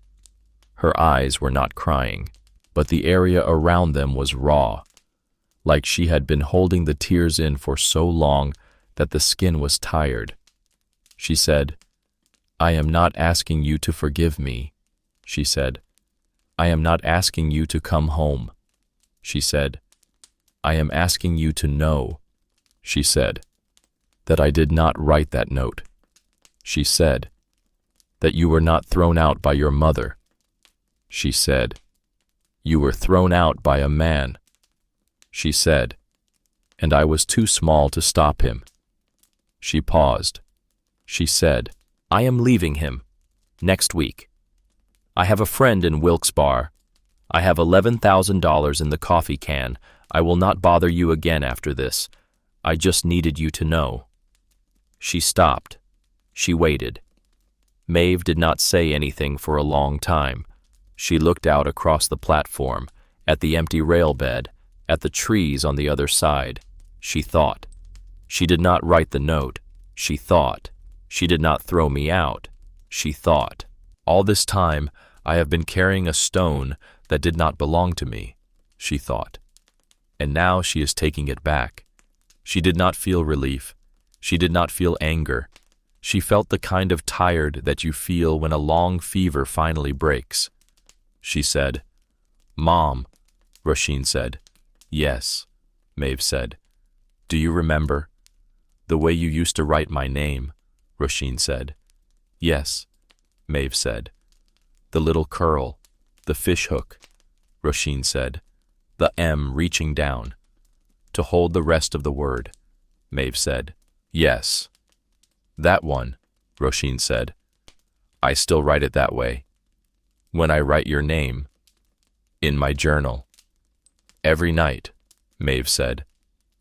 "You write my name every night," Roisin said. "Every night for 2 years and 4 months." Maeve closed her eyes. She said, "Okay," Roisin said. "Okay," Maeve said. "Okay." "I believe you," Roisin said. "Maeve." "I am not asking," Maeve said. "I know. You're not asking for forgiveness. I'm not giving it. Not today. Maybe not for a long time. But," she said, "but I believe you about the note. And I am glad you are leaving him. And I am glad you came," Roisin said. "Can I?" Maeve said. "What?" Roisin said. "Can I just sit here for a minute with you before I go?" Maeve said, "Yes." They sat. The wind came down off the ridge. The platform creaked under them. The watch ticked against Maeve's collarbone. Roisin reached over, slowly, like she was afraid the bench would break. She put her hand on Maeve's hand. Maeve did not pull away. She did not squeeze back. She just let the hand be there. That was as much as she could give. It was more than either of them had had in a long time. After 10 minutes, Roisin stood up. She walked back to the rental car. She turned. She said, "Maeve." Maeve said, "Yes." Roisin said, "Your father would have loved this place." Maeve said, "I know." Roisin got in the car. She drove away. The dust settled on the access road. Maeve sat on the platform until the dust was completely gone, and then she stood up. She walked into the ticket booth. She picked up Silas's Hamilton watch. She held it in her hand. She said, out loud, to the empty room. She did not write the note. The depot did not answer, but the silence was the warm kind of silence, the kind that listens back. Ted Ashworth came to the depot a week later. He was driving the station wagon. He had a cardboard banker's box on the passenger seat. He carried the box up onto the platform with both hands, like the box was heavy with something more than paper. He set it down on the platform bench. He said, "Maeve, I need you to sit down," Maeve said. "Ted." "What?" Ted said. "Just sit down."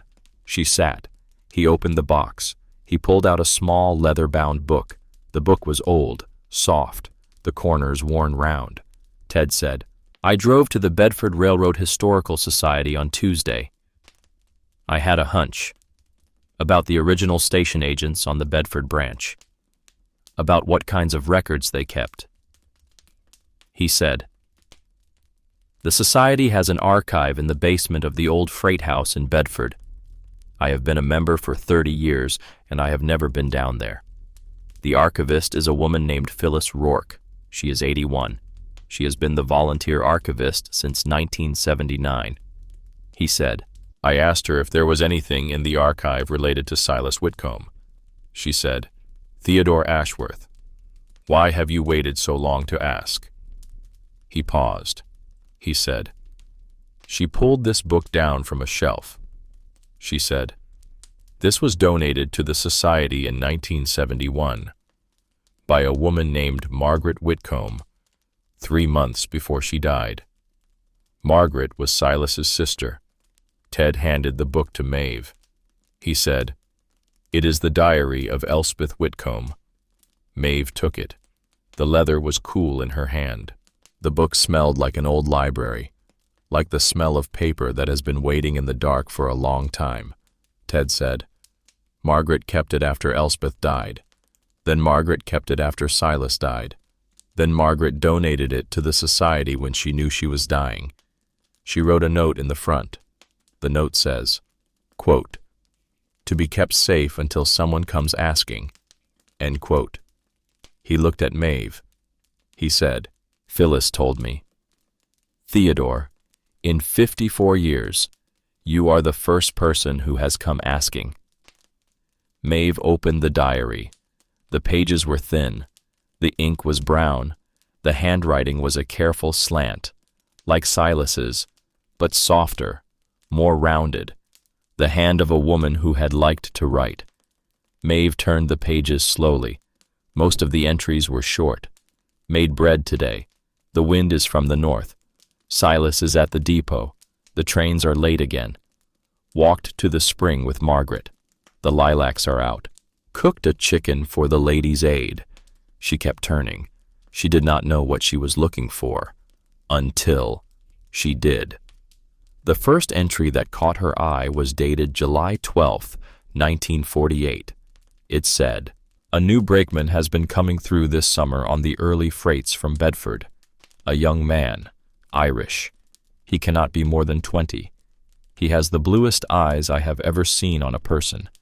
Silas says he is going to be a good railroader. He has the patience. He has the hands. I gave him a slice of pound cake yesterday. He took it like a boy who has not had cake in a long time. He said his name very softly. Cormac. He has a brother who works in the coal patch. He is the youngest of 7. I think he is lonely." Maeve stopped turning pages. She thought. 1948. She thought. "My grandfather was 19 years old." She thought. "His first summer on the railroad." She thought. "He came through Sparrow's Bend before they sent him on permanent assignment." She thought. "Elspeth gave him pound cake." She kept reading. There were more entries about Cormac through that summer, brief ones. Cormac was on the freight again. He laughed today. First time. The boy has a beautiful laugh. And I sent Cormac home with apples. He gave Silas a small bird he had carved from scrap pine. Silas put it on the desk in the booth. Then, in late August, 1948, Cormac's name stopped appearing. The next entries were ordinary. Bread, lilacs, Ladies' Aid, the weather. Maeve kept turning. She kept turning. She kept turning. Until she came to the entry dated March 14, 1949. 2 weeks before Elspeth died. The handwriting on this page was a little less steady, like the fever had already started. The pen had wobbled in places. It said, "I had the dream again last night. This is the 3rd time. I want to write it down before I forget it. Silas thinks I should not write about the dreams. He thinks they trouble me. But he is wrong. They do not trouble me. They comfort me. Because I think they are true. In the dream. I am standing in the waiting room of our depot. It is very cold. There is snow on the platform. The bay window is dark. The trains have stopped coming. Silas is not there. The waiting room is empty. And then she comes in. A young woman, 20, maybe 21. She has cold hands and stubborn eyes. She is wearing a heavy dark coat. The coat is a man's coat. It is too big for her. The shoulders are too wide. She has it buttoned all the way up. She has a silver pocket watch on a leather cord around her neck. The watch is on a Hamilton case. I can see the maker's mark in the dream. I know the maker's mark because Silas has one just like it. She does not see me. She walks past me. She goes into the ticket booth. She sits on the stool. She looks out the bay window at the empty rail bed, and then she does what I knew she would do. She lifts up the floorboards, and I see her face for the first time. This time, I see her face. And, Silas, I have to tell you something. When you read this, because I am writing this for Silas to read, because I am too tired to say it aloud tonight. Silas. She has the eyes of someone we already love. She has the eyes of the Irish brakeman, the boy, the young one, the one we fed pound cake last summer, the one who carved the wooden bird. She has Cormac's eyes. I do not know how. I do not know when. I do not know what year it will be.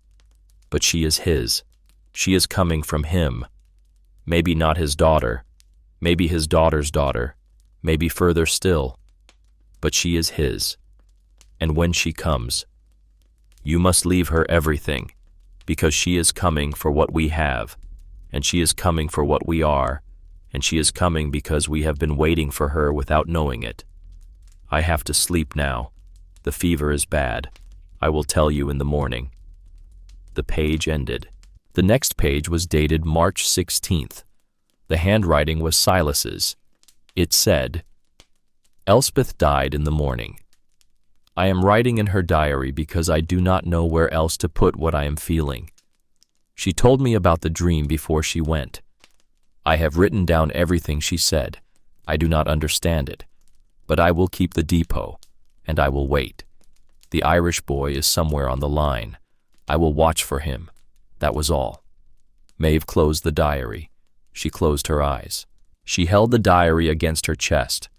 She did not breathe for a long moment. Ted Ashworth was sitting on the bench beside her. He had been watching her face the entire time she read. He did not say anything. He just waited. When Maeve opened her eyes, she looked at him. She said, Ted. Ted said, Yes. She said, Elspeth saw me. Ted said, Yes. She said, Before I was born. She saw me. Ted said, Yes. She said, Because of my grandfather. Ted said, Because of your grandfather. She said, She saw his eyes in my face. Ted said, That's what she wrote. Maeve looked out across the platform. The afternoon light was slanting through the bay window of the booth, onto the cream-colored wall, the wall Helena had helped her paint. She thought, A woman who died in 1949 dreamed me. She thought, because she met my grandfather when he was 19 years old. She thought, and she gave him pound cake. She thought, and she remembered his eyes. She thought, and she knew, somehow, that his eyes would come back, in someone else. Maeve put the diary down on the bench. She walked to the edge of the platform. She looked at the long, empty rail bed running away into the trees. She said, to Ted, without turning, Why? Ted said, Why what? She said, Why me? Why now? Why this place? Ted was quiet for a long time. Then he said, Maeve, I am 68 years old. I have spent my whole life around railroads, and I will tell you something I have never told another person. Because I was embarrassed, he said. Some places are listening, most places aren't, but some are. And those places, they remember the people who were kind to them, and when those people need to be honored, the place finds a way, he said. Silas was kind to this depot for 26 years. He swept the platform. He made coffee for the brakemen. He carried a flag for his wife's dead brother. He left a note for whoever would come next, he said. Elspeth was kind to a 19-year-old Irish boy on a hot summer afternoon in 1948. She gave him pound cake. She remembered his eyes, he said. The depot remembered, and when your grandfather needed a place to send his granddaughter, the depot opened its door, he said. That is what I think, he said. You can call it a dream. You can call it a coincidence. You can call it anything you want. But I am 68 years old, and I have stopped needing to call things anything but what they are. Maeve turned. She looked at Ted. She said, "Thank you." Ted said, "Don't thank me. Thank Phyllis Rourke. She was the one who kept the book on the shelf." He stood up. He said, "I'll be back Tuesday. I'm bringing a switch lantern that needs new glass. You can help me with it." He walked to his station wagon. He drove away. Maeve carried the diary into the ticket booth. She set it on the agent's desk, next to the Hamilton watch. She sat on the stool. She thought about the silver dollars, the 11 silver dollars in the leather pouch. She had not looked at them carefully. She had unwrapped one, the Morgan dollar from 1921. She had counted them. She had wrapped them back up. She had not looked at all of them. She pulled the pouch from a small wooden drawer in the desk. She loosened the drawstring. She poured the 11 coins onto the desk, on a clean, folded cloth. She unwrapped them, one by one. Morgan, peace. Morgan, peace. Morgan, Morgan, peace, peace. She held each one up to the light. She checked the edges, the faces, the dates.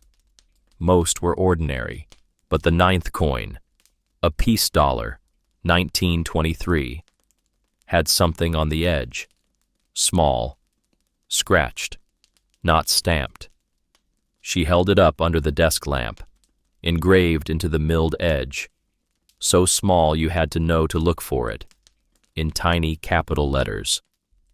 CD, 1953. Maeve stopped breathing. She thought. CD. She thought. Cormac Donnelly. She thought. 1953. She thought. Wait. She thought. Wait. Wait. Wait. She set the coin down on the desk. She picked up Silas's letter. The second one. The private one. The one to the girl who will come. She read it again. The line. The one Silas had written. About Elspeth. She has the eyes of someone we already love. Maeve picked the coin back up. She turned it in her fingers.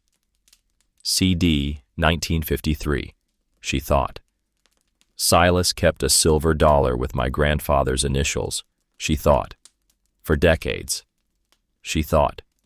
Until he wrote that letter. Until he buried the lockbox. She thought. He kept it. Because he loved my grandfather. She thought. Not romantic love. Not that kind.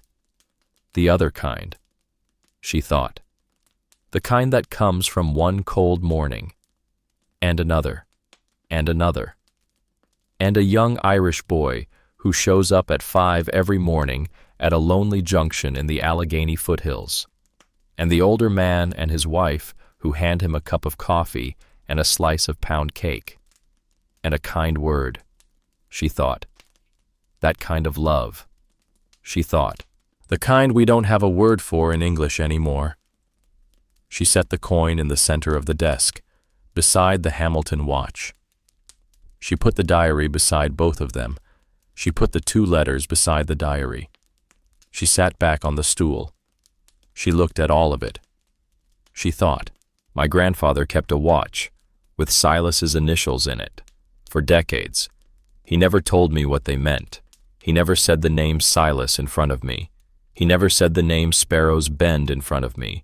He kept Silas's name inside the watch, like a private prayer. She thought. And Silas, 67 years ago, kept my grandfather's name on the edge of a silver dollar, in a leather pouch, in a lockbox, under a floor. She thought. 2 old men, 2 engravings, 2 private prayers, she thought. They were never going to see each other again. They knew that.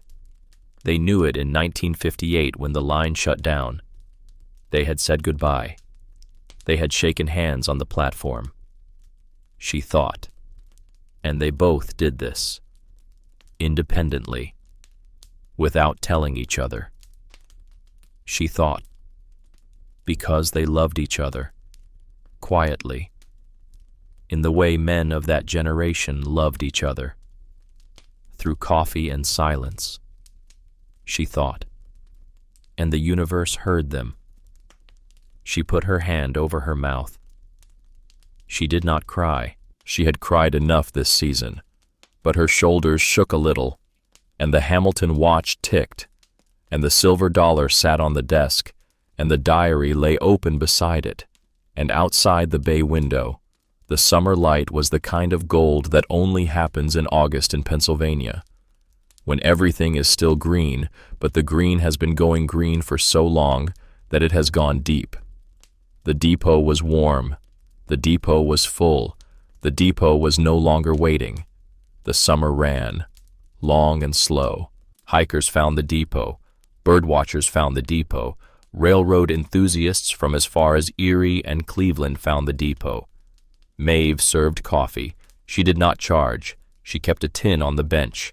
People left what they wanted to leave: a jar of honey, a loaf of bread, a handful of wildflowers, a folded $20 bill in an envelope with the words, "Thank you for keeping it open." Beatrice came every Wednesday. Gus Brennan built a new bench for the platform out of reclaimed white oak from a barn in the next valley over. He did not let Maeve pay him. He said, "I am eating your apples in payment." Ted Ashworth brought 10 more things from his attic: a timetable from 1947, a brass spittoon cleaned, a Pennsylvania Railroad calendar from 1953 with the month of June circled in pencil. Helena drove down once a month. She slept on the cot in the freight room.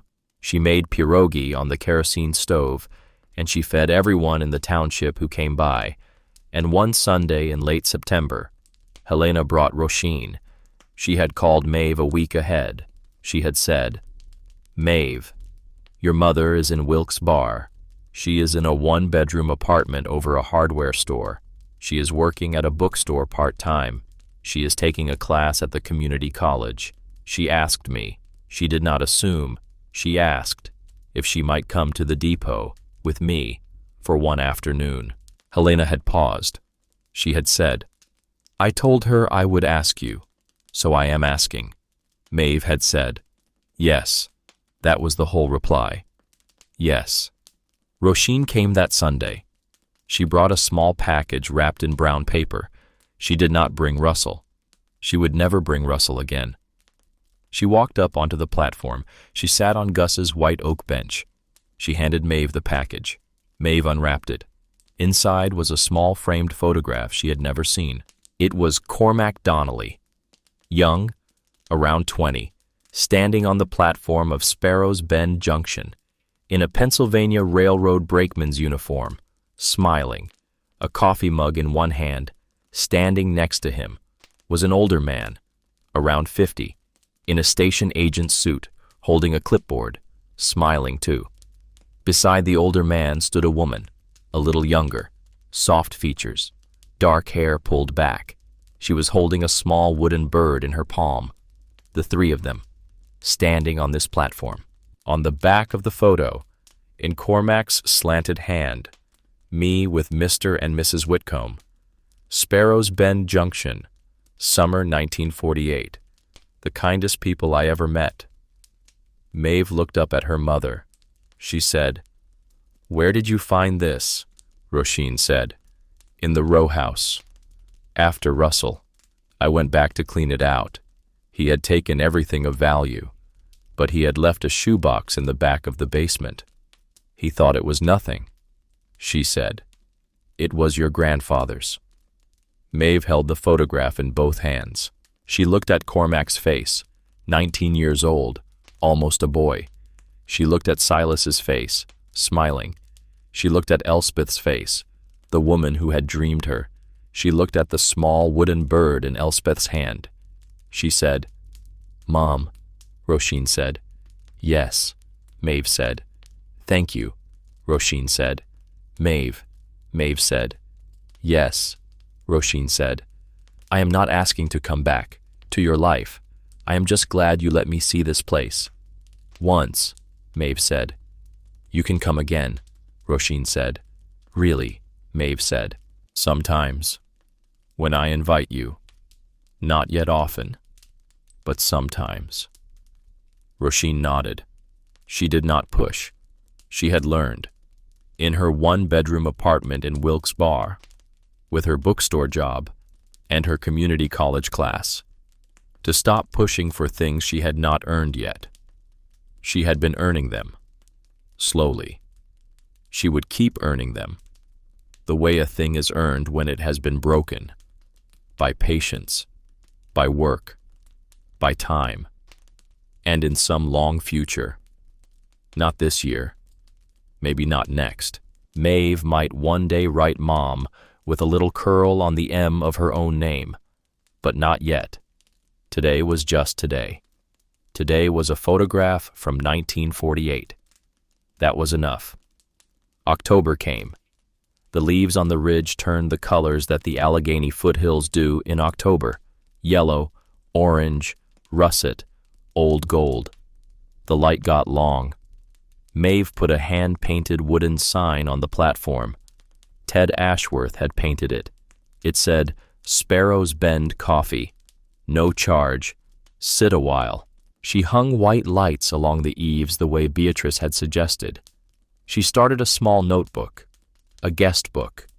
People signed their names. A woman named Phyllis Rourke, 81, drove out from Bedford one Saturday to meet the young woman who had finally come asking. She drank coffee on the platform for 2 hours.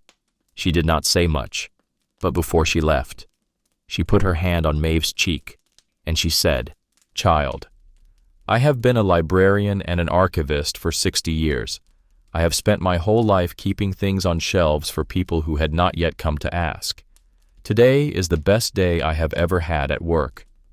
Then she got back in her car, and she drove away, on a clear evening in late October. Maeve sat on Gus's white oak bench, with her grandfather's silver pocket watch in her right hand, and Silas's Hamilton in her left. The sun was setting behind the western ridge. The light was the kind of gold you only get in the last hour of an October day in Pennsylvania. She held the two watches side by side. She lifted them up, into the gold. Both read exactly the same time, accurate to the second, set to railroad time, the way they had been carried, by men who had spent their lives believing that knowing the time was a kind of duty to the people who depended on you to be where you said you would be, when you said you would be there. She thought about her grandfather Cormac, who had ridden cabooses through every kind of Pennsylvania weather for 32 years, and had never once been late to work. She thought about her father Finian, who had walked out of an insurance office because the coat had felt like somebody else's, and had gone back to the only kind of work that had ever felt like his. She thought about Silas Whitcomb, who had served coffee at 5 o'clock every morning. To brakemen, he was not required to serve, and had hidden a lockbox under the floor of his ticket booth on his last day at the junction in 1958 because he had believed that small kindness was a kind of patience, and that patience always finds the person it has been waiting for. She thought about Elspeth Whitcomb, who had given pound cake to a 19-year-old Irish brakeman on a summer afternoon in 1948, and had dreamed of his granddaughter 2 weeks before she died, and had told her husband to wait. She thought about her mother Roisin, who had been emptied out by grief, and had let a man fill the room with cold, and was now living in a one-bedroom apartment over a hardware store in Wilkes Barre, and was earning her way back. She thought about Helena Wojcik, and Beatrice Kettering, and Gus Brennan, and Ted Ashworth, and Phyllis Rourke. She thought about how strangers had been kind to her, for no reason, or for the oldest reason there is, which is this, that somebody, once, long ago, had been kind to them. She thought about a station agent and his wife who had pressed a silver dollar into a lock box, with a young brakeman's initials scratched on the edge, and a young brakeman who had carried a Hamilton watch with the older man's initials engraved inside the case, for decades, without ever telling his granddaughter what the letters meant. She thought about how love can hide, in 2 engravings, on 2 pieces of silver, for 70-some years, and then, when the universe is good and ready, how it can find its way home. She stood up, the watches in both hands. She walked into the ticket booth. She set Silas's Hamilton back on the agent's desk. She closed the case. Carefully. She kept her grandfather's around her neck. She walked back out onto the platform. The sun was almost gone. The last gold light was on the green sign above the bay window. Sparrow's Bend, JCT, Penn RR. Maeve put her hand on the wooden post of the platform railing. She said, aloud, to the depot, to the evening, to whoever might be listening, "Thank you." A small wind moved down the railbed. It rustled the leaves at the edge of the clearing. The wind did not answer. But the silence was the warm kind of silence, the kind that listens back. Maeve Donnelly was 20 years old. She had once been homeless. She had once stood on a porch in February with a cardboard box and a note that was not in her mother's handwriting. She had once walked 11 blocks to a diner where a 62-year-old Polish-American woman had turned the open sign to closed and had poured her a mug of coffee and had said, "Tell me." She had once spent $10 on a building. It had been the best $10 anyone had ever spent. A small station does not stop being a station just because the trains have stopped coming. It keeps the schedule in its bones. It keeps the coffee in its kettle. It keeps the lockbox under the floor of the booth, and the flag folded in its triangular fold, and the silver pocket watch wound on the desk. All the small, honest things that the last person who loved the building set down before they turned the key in the door. A small station waits. It has always waited. That is what a station is. And when the next person walks down the railbed in the cold, carrying nothing but a duffel bag, and $10, and a watch on a leather cord, the station does not need to speak, because stations do not speak. It only needs to show her. The loose floorboards beneath the stool. Silas and Elspeth Whitcomb had been waiting for Maeve Donnelly, without knowing her name, for longer than she had been alive. Cormac had been waiting for her in the shape of a silver pocket watch. Finian had been waiting for her in the smell of diesel and the names of freight cars. Helena had been waiting for her in the back booth of a diner with a fresh pot of coffee.